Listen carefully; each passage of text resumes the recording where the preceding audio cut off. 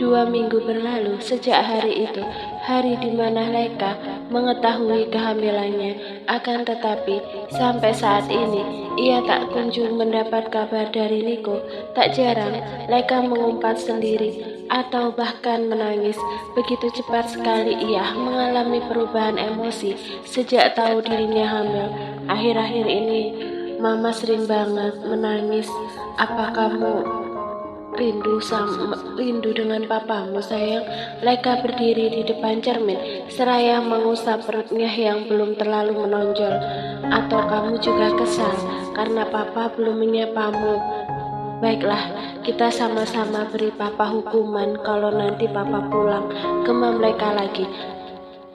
Rasa rindunya pada Niko kian menggebu, beriringan dengan perasaan kesal dan marah yang ingin Leika luapkan pada lelaki itu saat ini juga. Namun sayang sekali, ia harus menahannya sendirian untuk saat ini. Suara ketukan di pintu membuat perhatian Leika teralihkan. Ia lantas keluar dari ruangan pribadi di dalam kantornya dan mendapati Citra tengah berdiri di depan pintu. Ada apa, Mbak? Tanya Leika sembari berjalan menuju meja kerja. Saya baru mendapat kabar bahwa ada investor asing yang akan menyuntikkan dananya untuk Mahatama Group. Jelas Citra tersenyum ramah. Ia berdiri di depan meja Leika. Oh ya, Leika tak terlalu antusias dan balas menatap Citra. Bukankah pada akhirnya mereka akan mundur karena dana? Yang ini berbeda, Nona. Bahkan dana yang mereka tawarkan itu hampir 3 kali lipat dari yang Danar luncurkan. Investor asing itu sanggup mengucurkan dananya hampir $1.500.000. Mata Leika sontak membelalak. Apa aku nggak salah dengar? Mereka sanggup memberikan dana sebesar itu? Tanyanya tak percaya. Citra mengangguk lalu menyerahkan iPad di tangannya pada Leika. Betul, Nona bisa lihat ini dengan seksama. Leika membaca email dari perusahaan yang dipimpin ayahnya. Sementara itu Citra segera menjawab panggilan ketika pesawat telepon di samping Leika berbunyi. Nona, ini telepon dari Pak Gunardi, ucap Citra sembari menyerahkan gagang telepon pada Leika yang langsung diraih oleh perempuan itu. Ada apa, Pak? Tanya Leika penasaran. Sayang, kamu sudah baca email dari sekretaris Papa? Leika melirik layar iPad sekilas yang tergeletak di atas meja. Sudah, ini aku baru baca sebagian, tapi sejauh ini sudah paham. Kenapa? Apa ada sesuatu? Terdengar helaan nafas berat dari seberang. Leika pikir Gunardi tengah menimbang-nimbang sesuatu. Apa kamu bisa menemui investor itu, Nak? Papa minta tolong sama kamu karena dia meminta yang menghadiri pertemuan nanti adalah kamu. Mendengarnya Leika tampak mengembuskan nafas kasar. Kenapa harus aku, Pak? Aku nggak bisa, Papa aja yang datang. Lagian aku mana ngerti urusan perusahaan Papa, ujarnya berdecak lidah. Inginnya Papa juga begitu, tapi dia tetap ngotot. Sayang, pertemuan nanti tidak banyak yang dibahas. Kamu cuma perlu berbicara santai tentang Mahatama Group dan tidak perlu detail, karena itu akan dibahas Papa nanti di pertemuan berikutnya. Leika berpikir beberapa saat sembari mengusap-usap perutnya. Kalau dipikir-pikir dia sama sekali tak ada hubungannya dengan masalah yang dihadapi Mahatama Group yang mengharuskan dirinya berhadapan langsung dengan investor. Tetapi tak ada salahnya dia membantu ayahnya itu, bukan? Ya sudah, aku minta dikirimkan materinya aja, biar aku pelajari dulu. Oke, sekretaris Papa akan kirim secepatnya. Papa juga akan menyuruh beberapa orang untuk mengawal kamu nanti supaya tetap aman. Baiklah, pungkas Leika sebelum sambungan mereka berakhir. Citra segera meletakkan kembali gagang telepon ke tempat semula. Ia masih setia berdiri di depan Leika. Aku ingin tahu tentang investor itu, Mbak. Menurut Citra segera meraih iPad-nya dari atas meja dan mulai berbicara. Namanya Jonathan, Nona, tapi mereka tidak menyebutkan nama perusahaan. Kok bisa? Leka mengerutkan keningnya. Kenapa Papa bisa percaya begitu aja? Walau tidak disebutkan dari perusahaan apa, tapi di sini ada keterangan bahwa Jonathan ini tergabung dalam The Clubhouse atau himpunan para jajaran super miliarder elit dunia. Jadi pengusaha yang tergabung di sana itu tidak perlu diragukan lagi. Leka tampak mengangguk-anggukkan kepalanya, tanda bahwa dia paham. Jadi begitu, pantas aja mereka mau mengeluarkan dana besar. Nona akan tahu seputar perusahaan milik investor itu dalam pertemuan nanti. Baiklah, untuk sementara aku paham. Terima kasih informasinya. Mbak bisa kembali ke ruangan. Di sisi lain, Arif tampak termenung di depan 3 buah makam yang tampak hijau dengan rerumputan yang terpotong rapi di permukaannya. Matanya menatap nanar pada batu nisan bertuliskan nama Bima di sana. Apa sekarang kamu marah pada saya? Atau mungkin kecewa karena tidak menepati janji untuk merawat cucumu? Tanyanya dengan suara berat dan pelan. Maafkan saya Bima, saya kehilangan dia dan tidak tahu di mana dia sekarang. Arif tampak menghela nafas. Saya juga sudah melacak keberadaannya, tapi sampai sekarang belum ditemukan.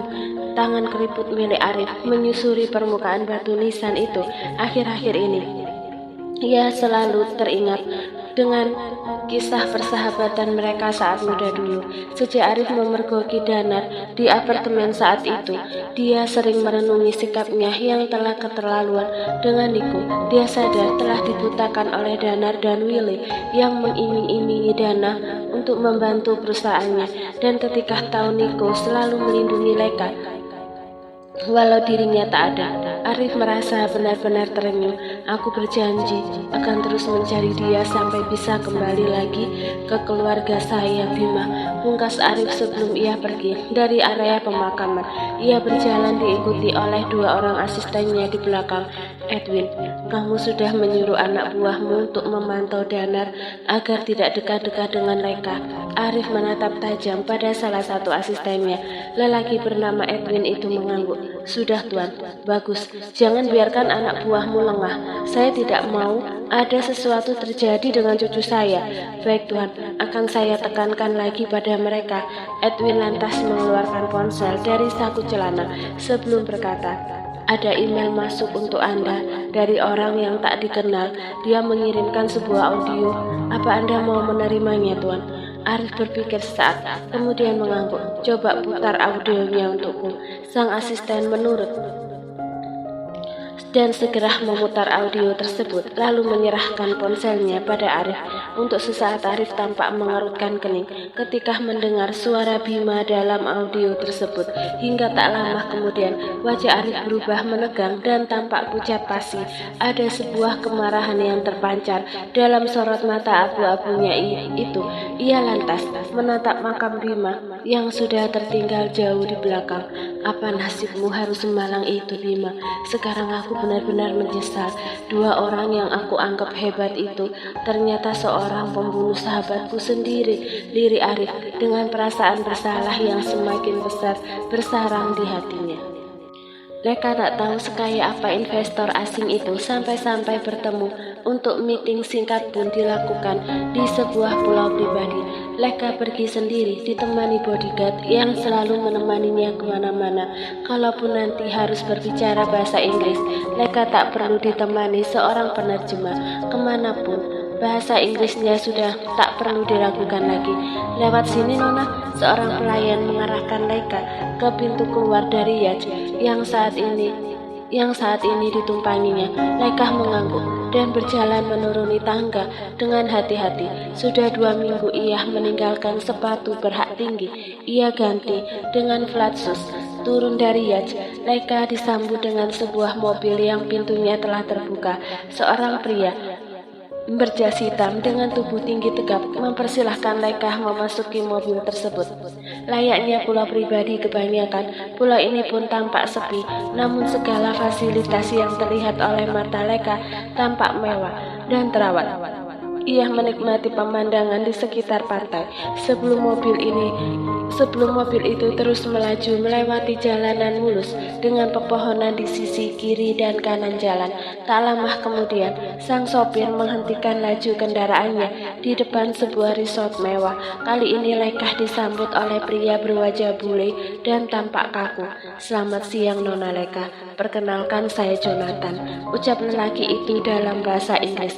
Kening Lekah tampak berkerut dalam. Ia tak percaya jika pengusaha kaya raya itu menyambut dirinya secara langsung. "Ah iya, selamat siang Mr. Jonathan. Sebuah kehormatan bagi saya disambut langsung oleh Anda." Lekah tersenyum simpul.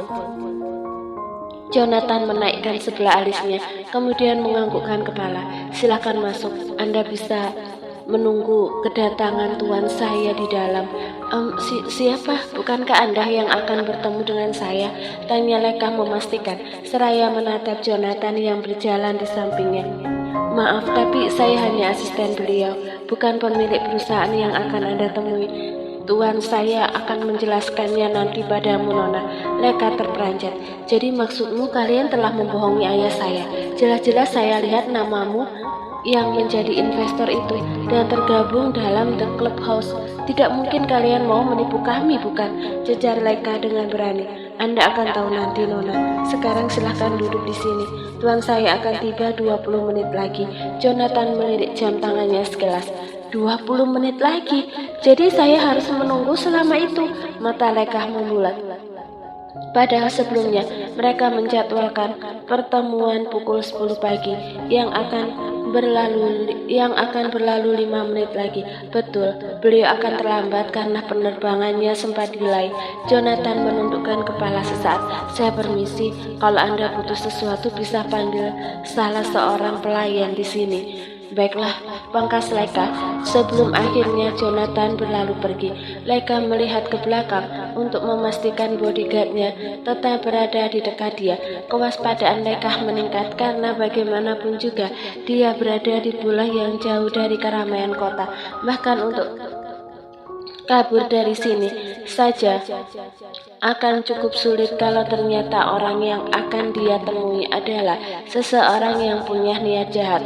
Suara notifikasi pesan terdengar dari ponsel Lekah. Ia mengurutkan kening, kalah mendapati nomor baru telah mengiriminya sebuah pesan melalui WhatsApp. Saat itu juga Lekah tersentak ketika melihat foto Niko dengan seorang wanita bule. Posisi mereka duduk berdampingan nyaris tak berjarak. Bahkan Niko terlihat sedang tersenyum lebar, seolah pria itu tengah merasakan suatu kebahagiaan. Tidak ada pesan lain selain gambar tersebut. Seketika Lekah merasakan dadanya begitu nyeri dan tak mampu menahan air matanya yang langsung menetes saat itu juga. Wajah itulah yang selalu Lekah rindukan, tapi Niko malah terlihat bahagia dengan wanita lain. "Jadi kamu malah bersenang-senang dengan perempuan lain, sedangkan istri dan anakmu sendiri kamu lupakan?" Lekah mengusap air mata di pipinya menggunakan punggung tangan. "Kamu jahat, Niko. Kamu benar-benar menyebalkan," lirih Lekah. Di tengah isak tangisnya, Lekah mencoba menelpon nomor pengirim pesan tersebut, akan tetapi tak ada jawaban. Ia juga mengirim beberapa pesan, tapi tak ada satupun yang dibalas, bahkan terbaca pun tidak. Lekah akhirnya pergi keluar resort untuk mencari angin segar. Ia butuh pengalihan untuk menghentikan dadanya yang terasa sesak. Ia lantas menyusuri jalan setapak dan tiba di pinggir pantai dengan pasir putih juga air laut yang tampak tenang. Sebelumnya ia sempat mengabarkan pada Jonathan agar memberitahu dia kalau atasannya itu telah datang. "Kamu jahat. Aku benci kamu, Niko." Lekah menendang sebuah batu karang kecil. "Apa kamu sudah berani selingkuh sekarang?" Lekah terus berjalan dengan air mata yang terus mengaliri pipinya, lalu duduk di sebuah kursi pinggir pantai sembari mengecek kondisi wajah. Ia tak boleh terlihat kuyu di depan calon investor itu, walau air matanya terus merona ingin keluar.